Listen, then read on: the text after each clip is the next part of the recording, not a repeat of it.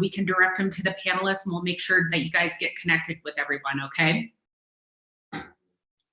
So I wanted to start and lead with a little bit of gratitude and thank yous. Obviously, thank you to the folks at Outside PRs and Echoes Communications for putting on this event, bringing us all together, as well as Sufferfest Brewing Company, who has been an amazing partner and is actually sponsoring the panel right now. So thank you to the amazing folks at Sufferfest.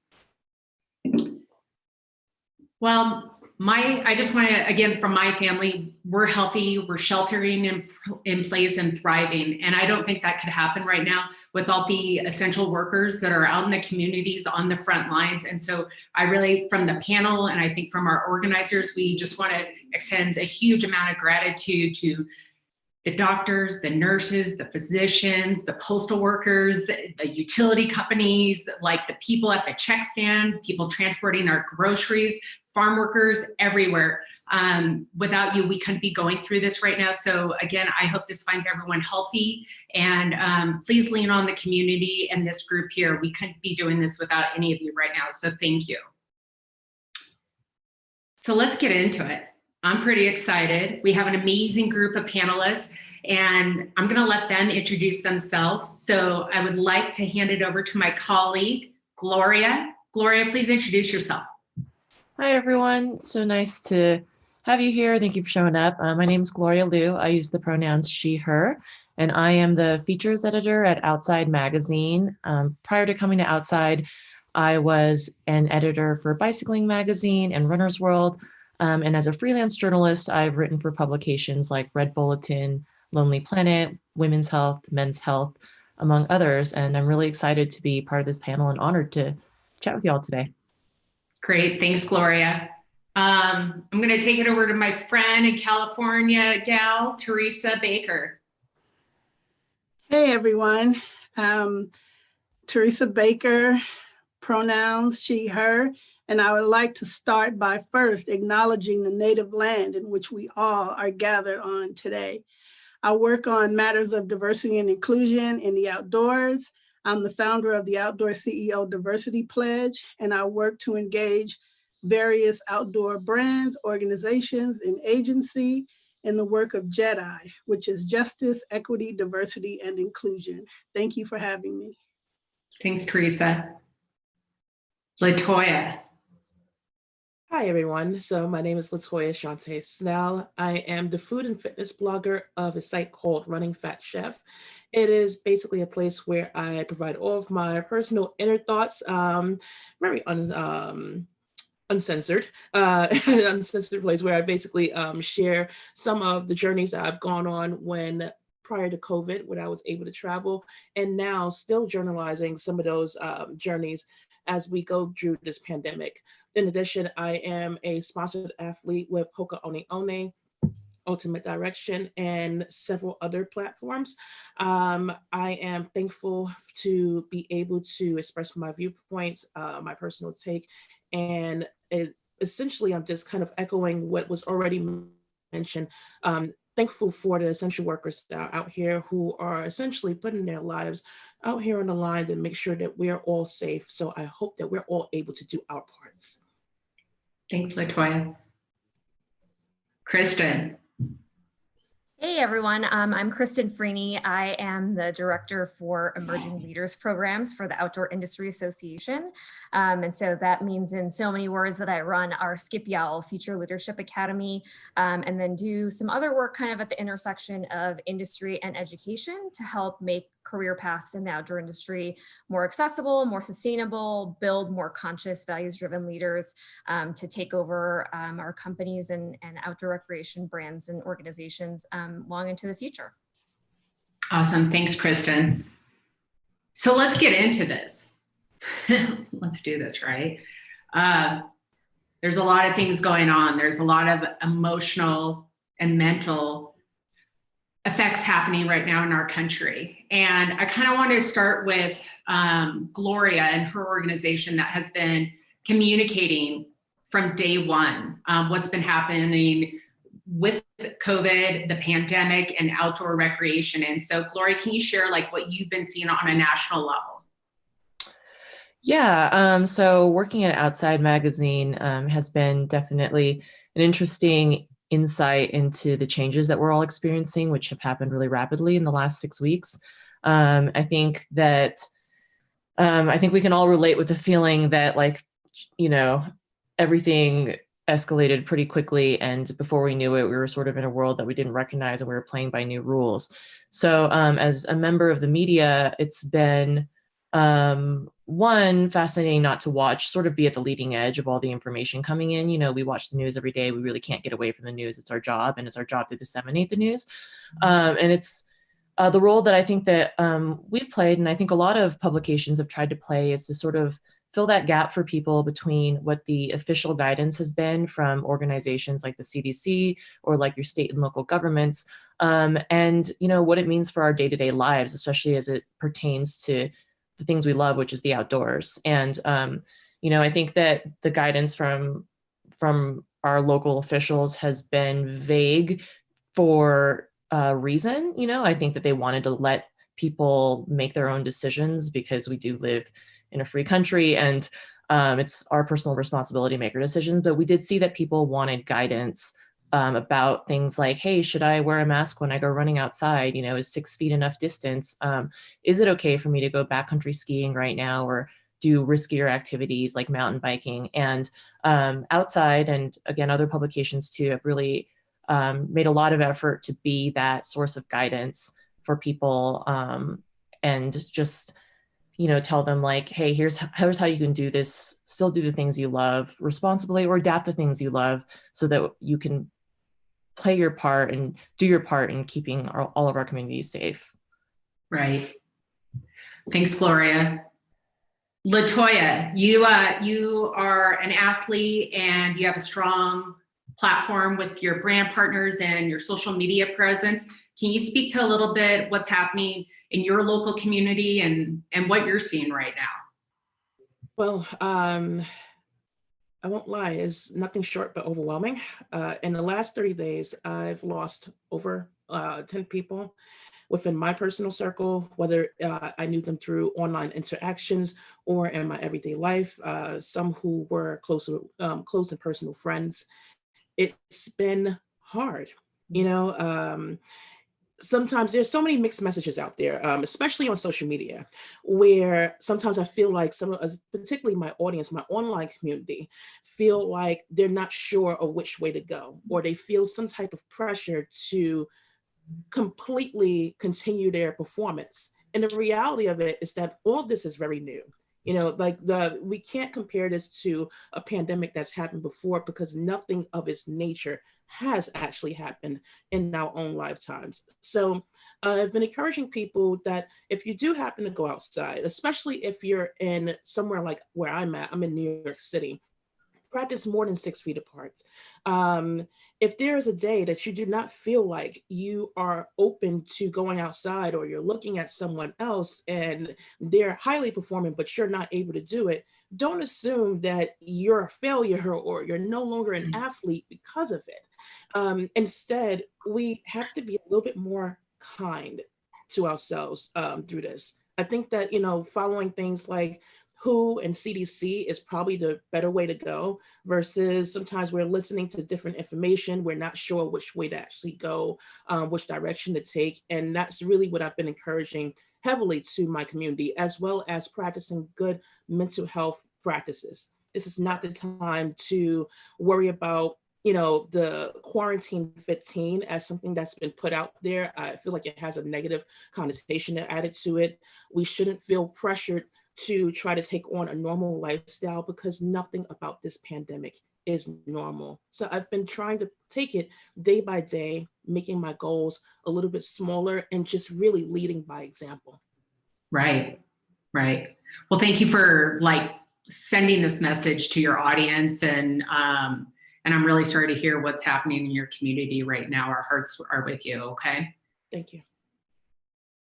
I do want to lean, because there are things happening right now where we are focused on this pandemic, right? And there are things that are happening that, you know, we might be overlooking. And I think one of those is a real part of our conversations with outdoor recreation and what it looks like moving forward. And what it looks like today is diversity, equity, and inclusion. And Teresa is an amazing leader in this space, but works across the country with a lot of brand partners. And I would just like her to share, because she's in touch with these folks on the daily. I had a call with her 7 a.m. this morning. She had already talked to 3 of her partners. So Teresa is constantly working. So Teresa, will you share what's happening with your partners and organizations that you work with in this space? Sure.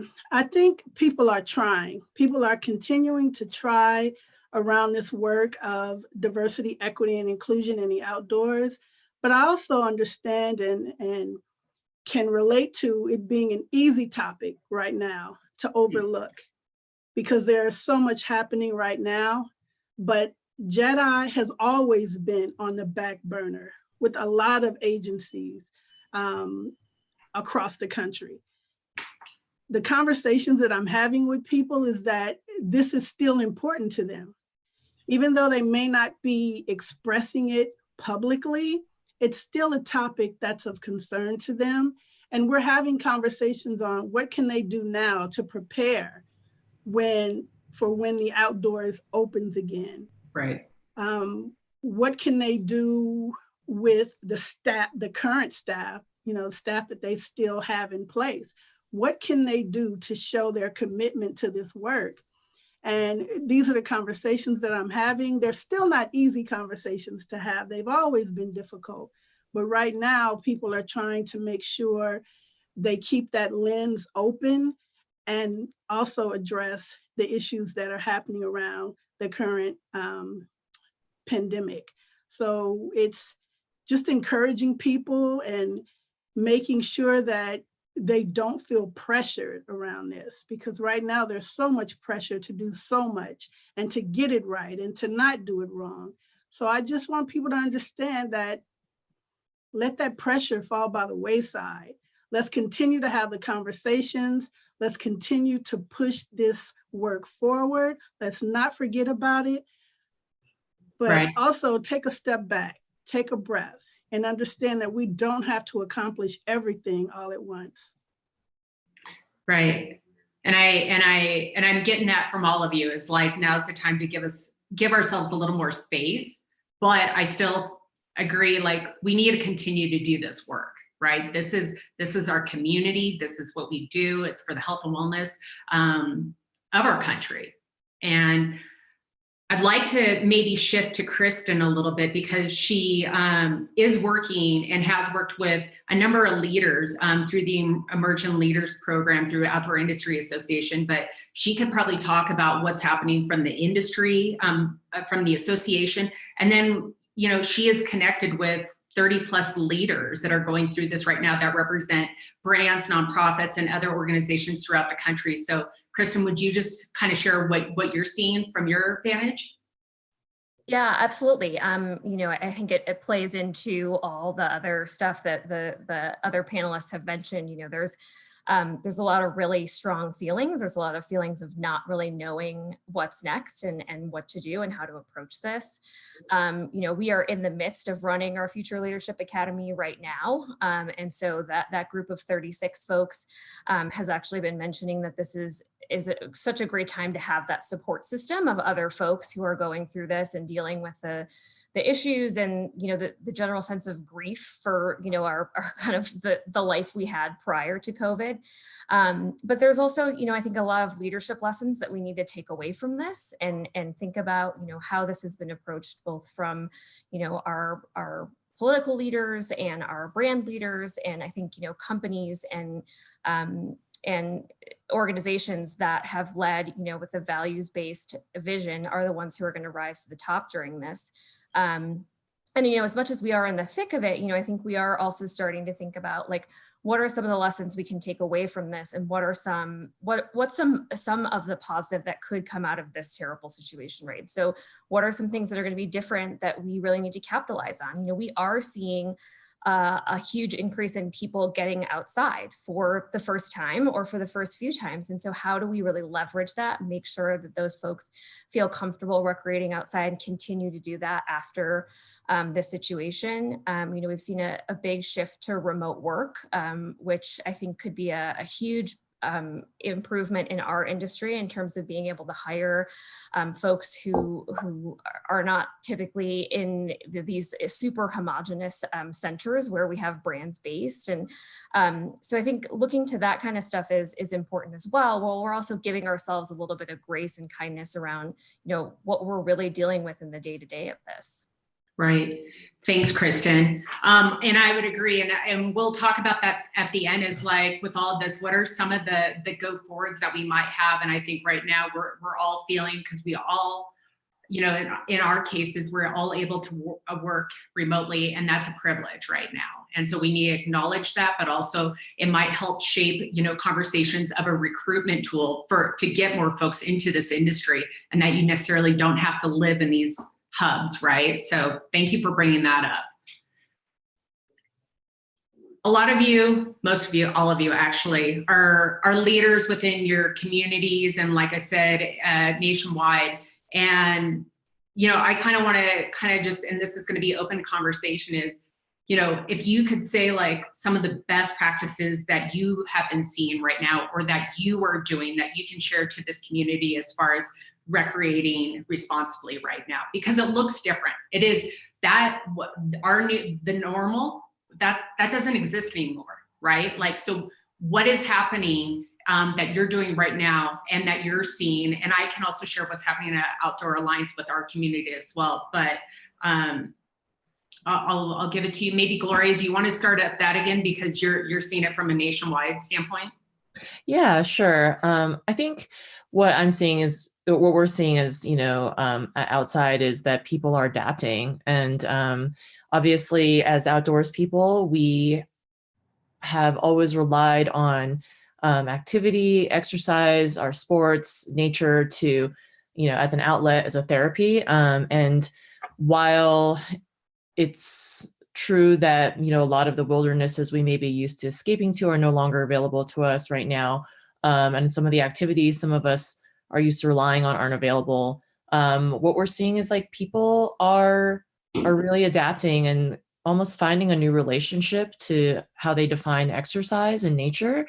Some of the stories that are doing the best for us right now are stories about, how you can do at-home workouts, and, just find ways to move every single day. We have a newsletter right now that's very popular that people are excited about. And I think that's actually something that's really healthy for all of us. I think when times are good, if you're somebody who's very serious about your sport, like say you're a trail runner or a rock climber or a mountain biker, we can become very narrow in the way that we see our activity. And like, as a mountain biker, for example, I would say, oh, I used to be like, I don't ride those trails, they're boring, I only ride these trails. And right now it's like, if I can ride any trail at all, I'm grateful for it. And I think that everyone's feeling that to an extent, just to be grateful for access to open space. And not everybody has that. And that's also becoming very clear during this time. And and I think that people are gaining a new appreciation for being able to move our bodies at all, and not having to have this defined activity and this workout that you have to do so that you can call it exercise. I think that we're all becoming simply grateful to be able to move our bodies, to have places to move our bodies if we do have them. And just having a new appreciation for the outdoors. Right. I see a lot of head nodding there. Teresa, do you want to share? I think what we are doing is redefining what nature is.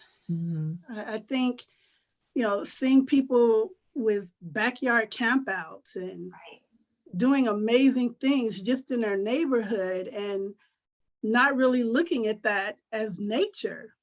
We've not looked at that as nature before. Nature has always been some faraway place, Yellowstone or Yosemite, some wild place.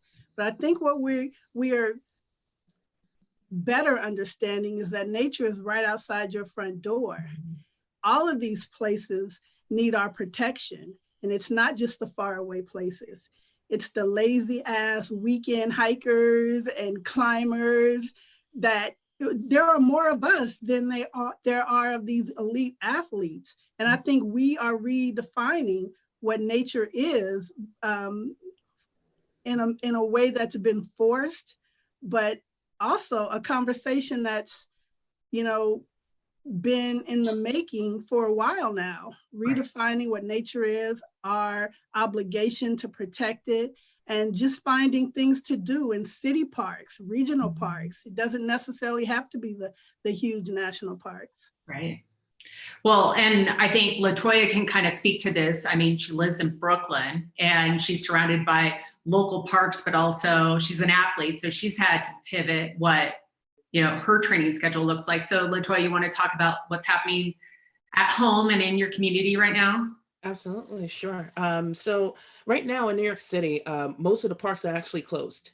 At the first, couple of weeks, I think that people were taking it serious, but not as serious as we should have been, and being a little bit more proactive at taking safer precautions. And in turn, in New York City, some of the basketball hoops have been taken down. Like, I can literally look outside my window and I was watching as they were dismantling and closing up some of these parks. And, unfortunately, it's very sad to actually see, because I do worry about some of the people who do not have access to some of the things that were available before, when most people are used to, especially in New York City, we're really on top of each other. When you don't have access to gym spaces, when, it's nice, when you're in an open area, when we're on top of each other, there is no spots to really hike. Hiking is more like urban hiking, taking yourself to Central Park or Prospect Park. Unfortunately, I recognize in those spaces, I've had to adjust and modify my schedule because going to those spaces is still too many people.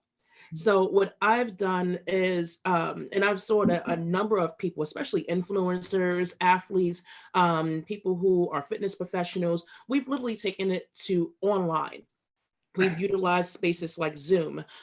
We've used our Instagram stories. Sometimes it's super overwhelming, but at least there's some type of access to fitness in some type of way. And sure, I know the common complaints are, I'm bored, I'm tired of being at home, but I would prefer people to be bored and safe than to be outside and possibly taking a risk on their own house, as well as basically endangering others outside. So what we could be doing better is practicing more than just 6 feet when we're running outdoors. I've literally looked into I've just taken a walk around my neighborhood, and I ask myself every time, what times are peak times and when are people actually staying inside their homes? And I use the times when people are typically indoors to actually take on my outside fitness. I've modified a lot of my running schedule to the point where is little to no running activity that's actually shown on things like Strava. So instead, I've used my bike that's actually like right behind me. I've used an indoor trainer. I've heavily encouraged my audience to look into Amazon and, hit up your local retailers, because sometimes we're forgetting that the bike shops are actually considered essential places, at least here in New York City. You can go to your bike shop, ask them about an indoor trainer, ask them about an indoor tire, and modify your schedule. If it means that you're doing body weight workouts, you can't find a kettlebell online, that's cool. Your body, or even your family members that's indoors with you, get them involved in this fun. And while you're out there and you're protecting yourselves with these masks, throw them in the trash. Because we're not helping the environment if we're just taking the things that's supposed to protect us and we're just tossing them off into the street. That's another way of reinfecting everyone, not just you, but other people around you. So there's so many things that we can do, because we're not just athletes, we're creatives. And as creatives, we're able to take even the most terrible of situations and make it the best. And that's what's going to help us in the future. Yeah. Thank you. Thank you for that. And Latoya, and part of that being in recreating when people are indoors is, could you just be like, you're going and doing your training in the evenings? Yes. Right. And so, and I know that you had some concerns from your audience about that. I mean, what can you just share just a little bit maybe of precautions that you're taking, or how does that look like? Yeah, absolutely. So these precautions are actually things that were mentioned prior to COVID. As a person who identifies as female, as a woman, a lot of women or people who identify as women, we tend to worry about our safety, particularly when it hits to the late hours or even the early morning hours. What are we going to do to arm and protect ourselves? When you have access to a phone, sometimes we don't see that as a way to actually protect ourselves. There's Strava Beacon. There's so many apps out there that will actually track where you're going. The same precautions that we took before to notify family members and friends and letting them know, hey, I'm going outside for an hour, 30 minutes, 2 hours, whatever the case may be. Give them almost like the rundown the same way that a security officer would do. The who, the what, the where, the when, and the why.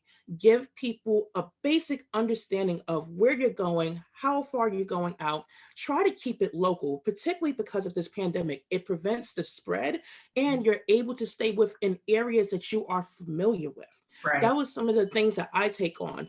Physically, I carry around a ring. It's actually from a company called Go Guarded. There's a ring that has like a little bit of a knife attachment to it.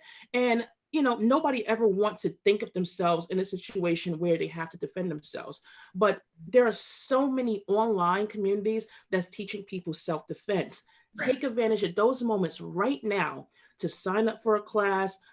This way you're actually, one, helping out someone that's local who may need the funds, because right now we are modifying our Right. schedules in our lifetime, our daily routines. But secondly, it helps you arm yourself. So I've been taking a lot of my stuff indoors and then sharing it with the general public of, this is how you can do a body weight workout. Reminding yourself that overtraining can actually jeopardize you because it's weakening your immune system the longer that you're going out there hard. So don't feel pressured to go out there and say, I have to do these 5 to 6 days a week. If all you have in you is this 3 to 4, that's completely fine. If it's a day where you're going outside and it's like, all right, I have on all my gym equipment, but I don't feel safe, follow your gut instinct. Right. Go back indoors. There's nothing wrong with that. Yeah. And Latoya, thank you for sharing that, because you have had to pivot, like how you're training, and just like all the athletes out here, I mean, everyone here, just being outdoors looks a lot different than it did 6 Right. months ago, right? So thank you for sharing that. And I will say, as someone that lives in a rural community, yes, please shop local, go to your specialty retailers. These folks need you, and they will do curbside, whatever you like. I think customer service, 110%, okay? And when we talk about the essential workers and the bicycles, Gloria, this is her world. Can you just share a little bit what is happening with the bicycle industry right now, just from your prior experience and what you're seeing from outside as well? Yeah, the bicycle industry is killing it right now. Bike sales are booming, and I've talked to some friends in the industry who say they're selling tons of bikes right now. And anecdotally speaking, I can say that I've never seen so many people just out riding around on bikes that look, of all kinds. Like some of them look like they just pulled them out of their garage, and they're just riding in regular clothes. And I think that's really cool because I think it's a sort of microcosm of something that I think Kristen touched on earlier, which is that there have never been more people outside. As restricted as we are, we've also never valued nature and the outdoors more.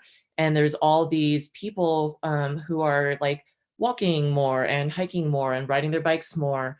And it's really cool to see that. And this feels like sort of a golden acquisition phase for us as an industry. Like we can see like there's all these newcomers, and for once we have, their attention and we can engage them. And I think that's a really cool opportunity for us all as an industry right now.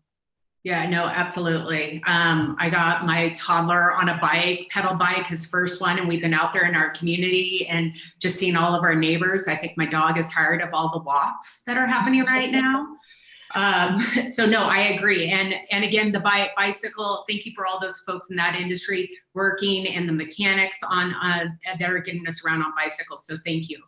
I do kind of want to pivot a little bit because of this new reality that we're in, and maybe talking from an industry standpoint. So you know who I'm going to next on this one. You know, how is Outdoor Industry Association, Kristen, like kind of reframing their communications, not only to the brands, the organizations, but also, you know, our community within the space? Because OIA is looked at, and I'm sure people are seeking your advice, that, you know, the industry's advice on, you know, what does this look like moving forward, and your recommendation. So if you could you speak to a little bit from the association? Yeah, absolutely. You know, obviously when the industry suffers, the association suffers right alongside them. You know, we're in it, we're seeing the ramifications of this, from, you know, furloughs to layoffs to, you know, people shuttering businesses and having to make really, really difficult business decisions right now. And so from the association perspective, we're just trying to be as available as a resource for folks. You know, we've also never gone through this as well. And so a lot of what we do is we act as a connector between folks in similar situations, so that they can kind of share their best practices. They can bounce ideas off of each other. We're going through a lot of that right now with parks and open spaces that have been shut down and are looking at, you know, reopening, and how can we do that safely, right? You know, we want people to be able to recreate outdoors, but we also don't want to create additional spikes in the virus and create more hotspots. So, you know, we're working a lot with our government affairs team to connect local, state and local governments with each other, to really help provide some guidance on, you know, what are the best ways to do this, what's working, what's not, and how can we make sure that we're doing this in a socially responsible manner, that type of thing. We're also seeing a ton of desire for community, right? People are feeling isolated, people are desiring community. And so, you know, we've built some online communities and some spaces where folks can just kind of come together and talk through these things, and share their perspective, get ideas on how to approach the situation. You know, as I said, we're learning right alongside and trying to provide as much support as possible to folks as they navigate these really uncharted waters. Right. Right. And I will say, for our audience and people tuning in, our panelists did do a recommended resources on our website. So if we mention certain things, which we have, please go to our bios. I will say, from an Outdoor Alliance perspective, we've shared this infographic on just 5 simple steps. And this was a collaboration with our 10 member organizations, policy folks from all over the country came together to use this. And it's actually been something that we've been sharing on our social channels, but also working with different state and local governments and agencies, and it's been a resource. So I encourage you all to look at this as well. But like, talking about this and what recreating is going to be looking like in the future. And I know that in California, and the work that I've been doing, and with our governor and the leadership that he has been saying, is that, you know, the opportunity is that more people are going to be going outside, right? Because what movie theaters, auditoriums, sporting events, restaurants, that's probably not going to be the way it was. And I know that's hard to hear right now. And so maybe some of the opportunities for our industry is to welcome more people, but also give the guidelines of what this looks like. And, you know, this is an opportunity for us to communicate and be there and support the community at large, and introduce the outdoors and welcome people, and make it safe and make them feel comfortable.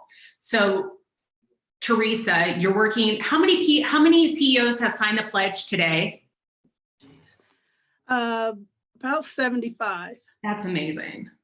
Yeah, thank you for all your work. I like Teresa, I've known since day one, and you 75, that's rad. So would you maybe just like talk about what because you know that there's gonna be more and more people, because it is not summiting El Cap, right? It is going to your local park or finding a trail within your community. So what are some of the messages that you're sharing with your community, your brands and organizations right now about what this outdoor space is going to look like in the future? I think it's about partnering up with state agencies, federal agencies to coordinate some of these programs, versus having 1 million people flock to our parks at once and it be unorganized. Start organizing now. Right. State parks can start organizing with their interps, hikes through parks, Leave No Trace can be more present in online forums right now to talk about what that means. I'm just imagining craziness as soon as people say our parks are open. I'm imagining, just craziness. So I'm having conversations with brands and organizations and state parks about how can you guys come together, partner up, collaborate on how to manage these flocks of people that are getting ready to head out into our parks. And just looking this past weekend at some of the beaches in Southern California, it's wild right now. And people just have a need to be outdoors. It's not like they're trying to break all the rules. They need the outdoors. Doctors and the medical professionals have been prescribing nature for a while. And then to take it away and to see how we're responding, it's like, well, I guess they were right.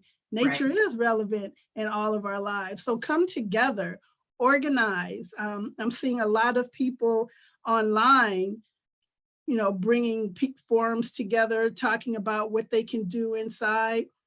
Continue to bring those people together. Collaborate on what you can do once outdoors period opens up, so that it's not just a panic rush. Right. And I'll just add, from an Outdoor Alliance perspective, I mean, this is what we're focused on, not only recreating responsibly, but what is going to look like when these public lands open up, what state parks are going to open up, and how, to Teresa's point, you bring the community, the people that are that want to be a part of the programming, that want to get out and recreate, and bringing these folks together and connecting them with the decision makers in the state agency.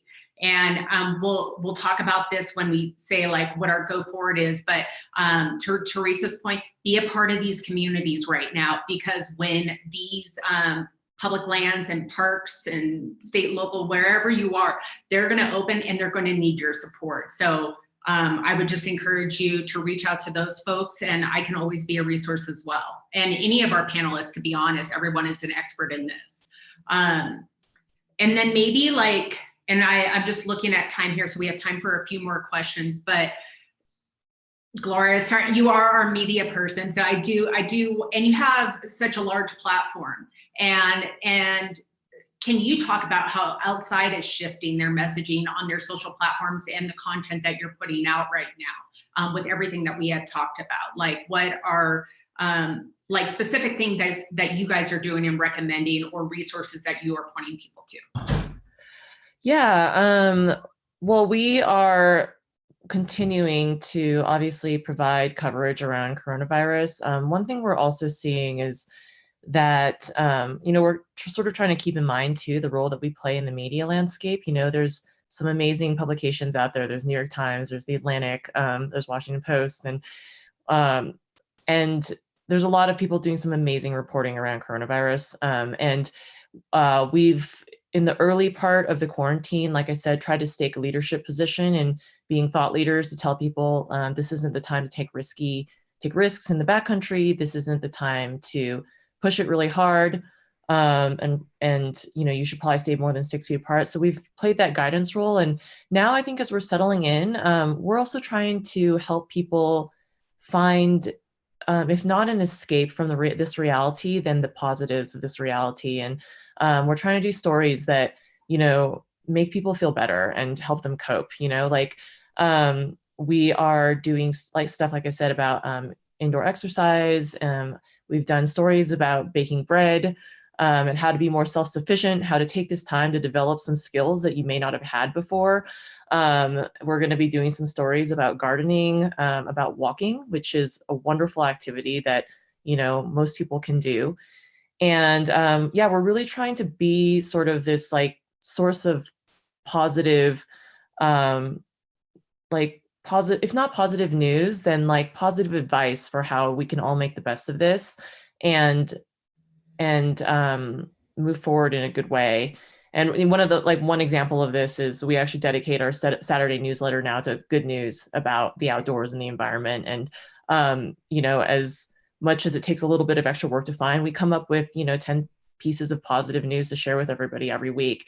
So that's one thing I think Outside has been trying to do, is to just sort of like shout the positive message of like, hey, like we need the outdoors more than ever. And let's have hope and let's be strong and be resilient as outdoors people. We know how to do that.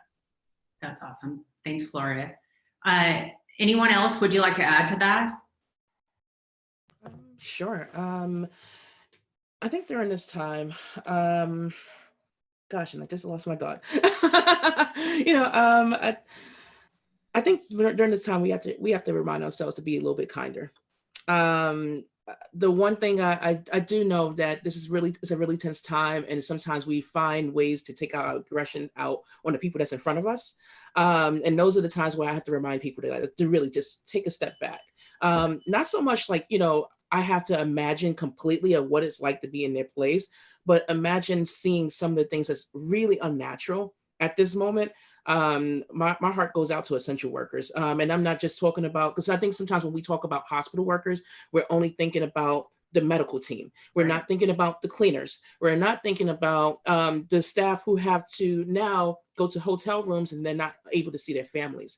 You know, I've seen this trend where it's almost like now it's like a thing like mask shaming, where you don't see someone with a mask on, and now that gives people permission to start yelling at somebody, you know, that's not wearing one. You don't know everybody's situation. You can't get an understanding of what one person may be going through. It may have the illusion, like sometimes I've had people that gave me compliments and it's like, wow, you're really powering through on your workout. You know, what's your secret? And I'm like, anxiety. You know, like that's the and like I make it light in conversation, but these are the things that sometimes people can't see. You know, as a social influencer, you know, I know that sometimes a lot of times people look at me as, wow, I want to be like her, and I'm like, maybe you can adopt my methods, but you know, we are all kind of figuring this out, you know, one step at a time, and we're adapting it to our own personal lives. So what may work for me may not necessarily work for you. I think that this is a time that we can now take what we do know and put that education out there, you know. Right. So kind of like piggybacking off of what Teresa said, you know, this is an opportunity for diversity to actually be brought up. This is a time for, you know, like we can actually talk about diversity more than just as a word, you know, understanding and defining what that actually means, you know, because sometimes that's something that's a term that's kind of thrown out there, but people have no idea of what that means in this state and this day and age. And I'm wondering how that's going to actually be developed now, you know, when COVID is actually over. That means that, you know, as a person who works with brands, I would love to see more brands actually take on the initiative of showing more of those faces, showing that the outside is not only available, that it's always been available and is not tailored to just one particular audience. That Right. means including more than just race into the discussion, talking about people, athletes with disabilities, and not looking at athletes as one particular look. That athletes can be you, me, the person down the block, taking your dog outside and making your dog an athlete, looking at diversity with not just the stereotypical lens of this is all this person is, and that's all they can become. So if you're looking at someone like me and saying, oh, wow, I know her as the road and trail runner, I can also be the cyclist. I can also be the walker. I can also be etc., whatever I desire to be. And I think that's what COVID is giving us the opportunity to do, is giving us the opportunity to not only appreciate the world and an environment around us, because I'm not sure if you're able to see it on your end, but here in New York City, we're pretty polluted most of the time. What I've noticed is that it's a lot cleaner. The air is a little bit lighter. And I'm hoping that when this is all open back up, that we're able to continue this trend. So we're not just going back to what it used to be. Otherwise, we've Right. learned nothing from this situation. Well, and Latoya, you bring up a good point, because there's some silver linings happening right now, and maybe we don't know exactly what it is, and we're going to be retrospective, but I mean, you touched on a number of points there. I just want to kind of go around the circle, and, you know, for the rest of the panelists, what are some things that you are seeing moving forward that are coming out of your space, your organizations and your communities right now? Teresa, will you share? What I'm seeing is that organizations and brands are really starting to reach out, and they're asking for help. They don't have all the answers.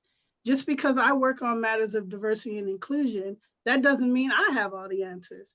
Yeah. I get it wrong sometimes as well. So I appreciate the fact that so many brands and companies are reaching across the table now saying, help us. Right.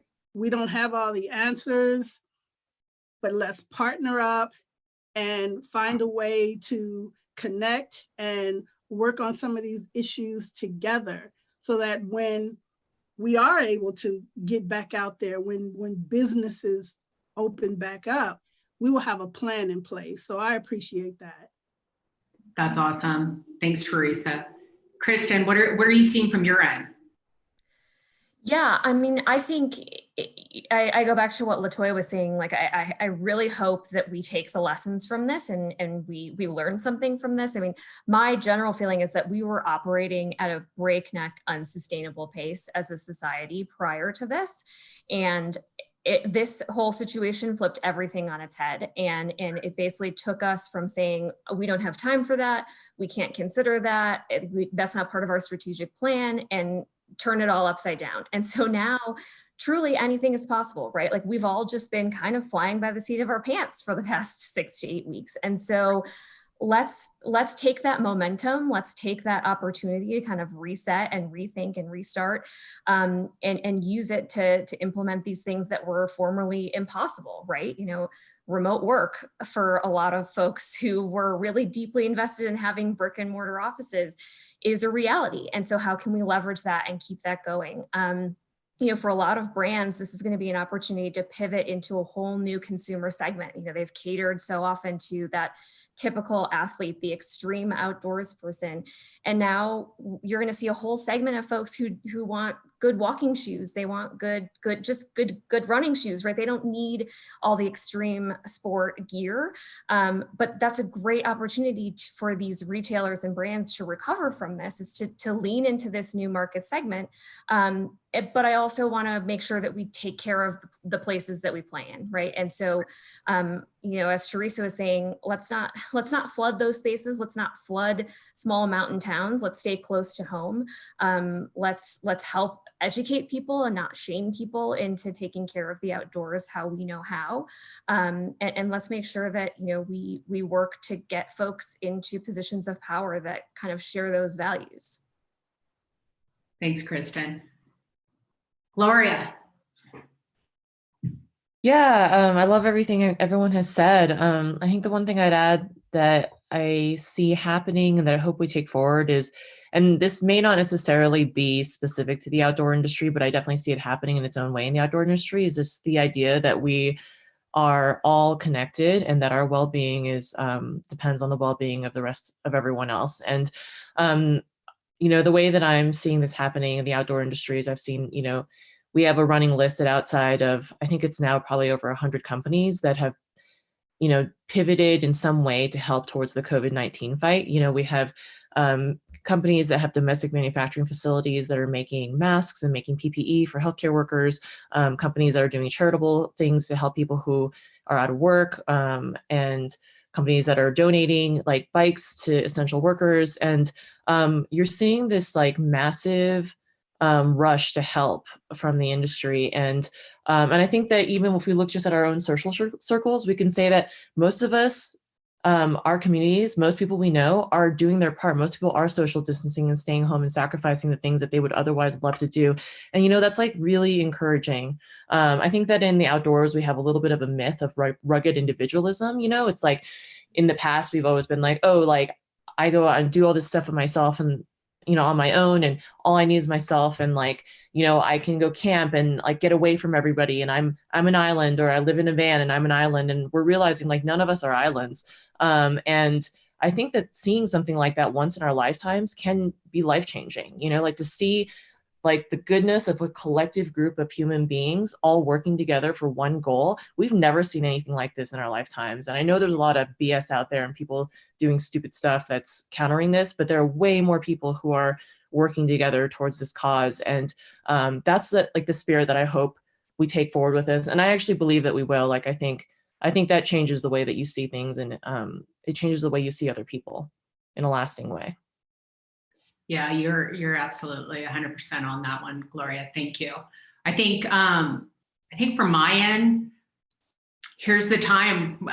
We're going to have an election in November. I encourage everyone to start organizing, whatever that looks like, and get registered to vote. Start to look at congressional leaders or leaders in your community that are care about the things that you care about, and whatever that might be. Mine is outdoor recreation and creating opportunities for people to have better experiences on public lands, state lands, whatever that might be. So I just encourage everyone to exercise your civic responsibility right now, and that is getting out and voting. Okay.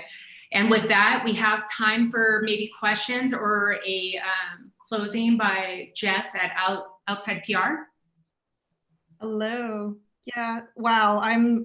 I think I speak for everyone who tuned in for this to just say we're absolutely blown away, not only by the level of insights and expertise that you could all offer, but the empathy and the gratitude that you all portray. The whole industry is feeling it, the whole world is feeling it, and we are extraordinarily grateful to you to giving your time to help represent the different components of the industry and your community. So thank you. Teresa, thank you so much for acknowledging Native peoples and the lands that we are occupying. That's extraordinarily important and something we should never forget. Essential workers in healthcare as well. Thank you for bringing that up. That is just something that on a daily basis, I hope the communities that you're in are out clapping and howling and doing whatever they do at 7 or 8 p.m. It's been nonstop here in the Bay Area. And I think that's something that is so unifying, such a visceral level to be on, but it's extraordinarily important. So thank you for that. And thank you for bringing up all of these incredible topics. The election, definitely something to keep top of mind and that we know we're all invested in. I personally am not allowed to vote, so that's a bummer. But for everybody else that's here and can vote, please do. Please, please do. I think on that note, we probably have time for either some questions. We have some great little videos that we're going to show as well. So I might, I'll see if our tech team has any questions. If not, what I'll do is I will say just a very, very grateful thank you to you all. And if there's any other follow-up questions, I will take those and funnel them through to you. So please, anyone that has questions, reach out to us at Outside PR. We'd be happy to facilitate. Thank you, everyone. We got a few minutes here. I have a video that we can watch. You guys can stay on if you like. You might recognize someone in the video.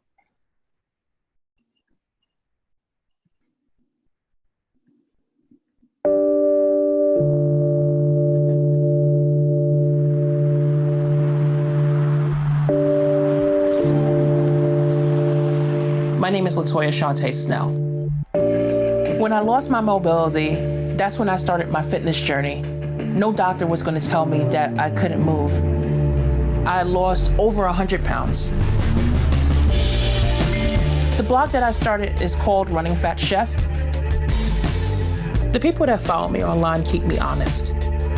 The supportive messages that I get are coming from people who didn't visualize someone in this body actually being active. Body positivity means embracing self-love, and we're not all meant to be the same. Sometimes I get messages that attack my race. Sometimes it's about my sexuality or telling me that I'm promoting obesity. And I'd learned a long time ago to not take someone else's personal issues as my own. When I think of the moments that made me happy, I think back to cooking alongside my father. I want to be able to share the love that I got from my parents and pass that on to my son. I've trained for the Chicago Marathon, New York City Marathon, Seattle Marathon, Javelina 100K. I was training for the Ironman 70.3. Unfortunately, I didn't get to a point where I was comfortable with my swimming. Knowing that swimming is the only thing that's actually standing in my way is aggravating, it's frustrating. I can feel all of that fear. I can run for miles. I can cycle over 100 miles with ease. Now if I can just get over my fear of swimming.